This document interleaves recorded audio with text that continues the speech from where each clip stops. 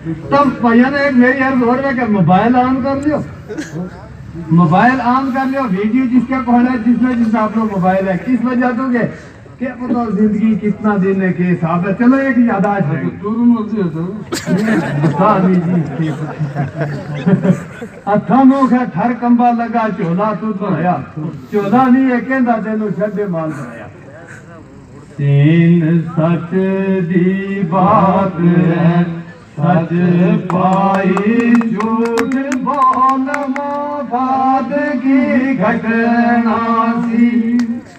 तीन सच दी बात है सच पाई झूठ बोल मोहब्बत की घटना सी।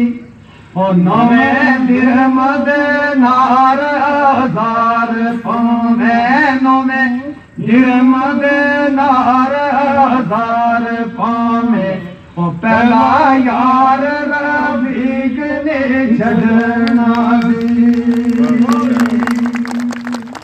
तनुआ चमन पावे श्री दार होवे खटा देख अनार ने खटना सी।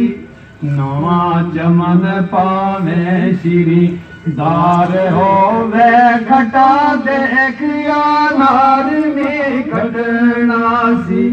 अबद नवे माली बनन कद वाली अबद नवे माली बनन कद वाली मेरे हथां दा बाग ने पटना सी।